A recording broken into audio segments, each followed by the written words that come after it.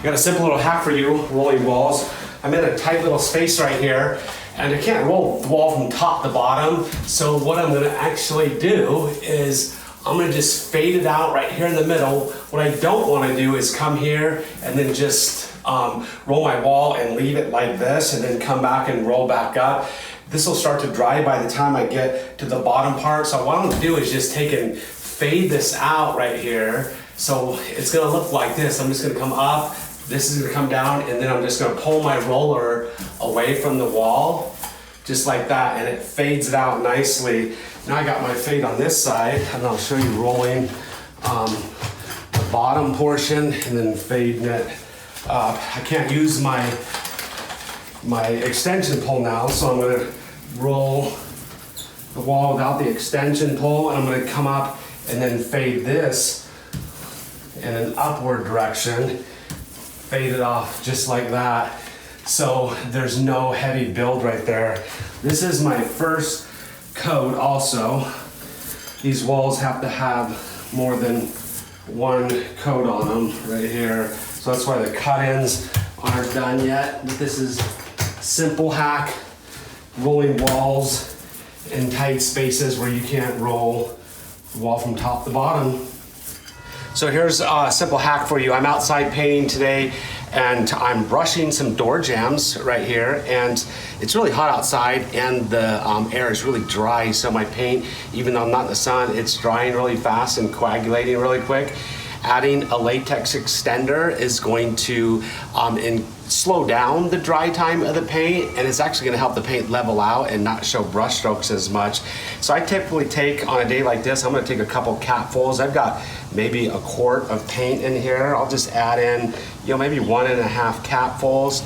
I'm going to stir that in, and this is going to make the paint level out way better, and it's going to dry a lot slower, not going to coagulate on my brush or cause brush strokes or coagulate on the trim nearly as fast. And some of it's just a little bit of just playing around how much to put in there. You don't want to thin out the paint too much and make it watery, but I'm starting off, this is really thick paint, and that didn't do as much as I thought. I'm going to add in one more capful, and this is another old school trick. Some of the old timers out there, before latex extenders came out and were really popular, apparently dish soap works and does the same thing. I've never tried it myself, but hey, if you don't have any latex extender and you got some Dawn dish soap laying around, give it a try. You may get a few bubbles.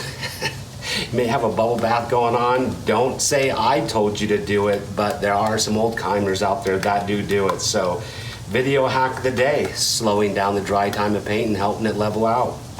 So I got a simple hack for you, and that's keeping your gallon cans or 5-gallon buckets of paint from sliding around in the back of your truck. I once had a disaster having a 5-gallon bucket of paint slide up, hit my toolbox, tip over, and his oil-based primer went everywhere. What a mess.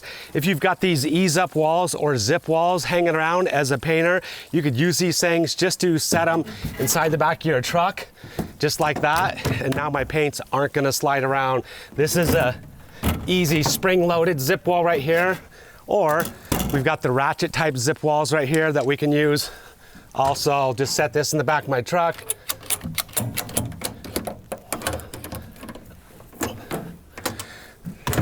Now my paints aren't gonna slide around. Simple hack, so you don't end up having a disaster in the back of your vehicle and making a mess on the road. So I got another little hack for you. I'm done painting for the day, and I'm just gonna take and empty out my bucket. This is my cut-in bucket. I'm gonna pour it back in to my paint because I want to save my paint. I don't want to waste any paint. And then the other thing I'm going to do is just scrape out my bucket. There's still a lot of paint in here. I'm going to wipe this edge so I don't make a big mess. And I'm going to scrape out the excess in here into my single, put it right in there. There's a lot of paint in there, but the one thing I want to show you, and this is the simple little hack. I don't want to have to go clean out this bucket, because then I could just, use water that I don't need to use if water is scarce where you're at, you're in a drought, and I don't have to make a big old mess cleaning this bucket. So I'm just gonna scrape all the excess paint out here carefully, and there's just a little bit left inside the bucket. Now what I do is, you can see there's a little bit of white paint left in the bucket.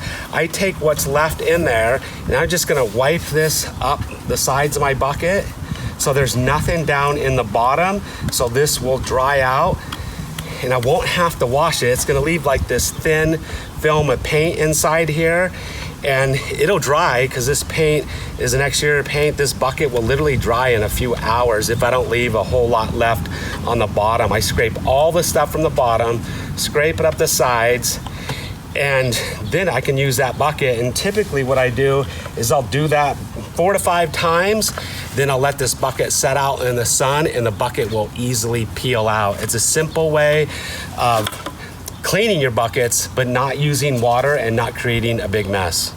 So I got a simple little hack for you today, and that's adding colored line chalk to your spackle. So when you're done spackling and the spackle dries, you know exactly where you spackle so you don't forget to sand it and prime it. So all we do is just take a little bit of our spackle here. I'm just gonna add a little bit to a piece of cardboard that I have right here, the amount that I think I'll probably use. Then I just got some blue line chalk right here. I'll add a little blue line chalk to my spackle. I'm just gonna mix that up. And then you can just put as much as you want to give it as much color as you want. And then when I spackle my wall, it's just gonna have a little bit of blue colorant to it, so I know exactly where I went. I don't need too much, just a little bit. You can see now that's starting to have a nice tint of blue added to it. Now I'll do my spackling, and it's gonna dry to a nice tint of blue. And I won't forget where to sand and where to prime, which is a very important step in the process of fixing and spackling holes. So there you have it, 5 painting hacks. Hopefully you've enjoyed this video. If you have, if you wanna see more painting hacks from Paint Life TV and the Idaho Painter, just leave down in the comment section below that you wanna see them. And also give us a thumbs up, hit the notification bell, and that way you'll get notified next time I come out with another hack video. If you wanna see your hack on this video and get credit for it, just leave it down below. Let us know what tip or trick that you got that is worthy to be on video. And like we always say, we'll see you on our next video. Out.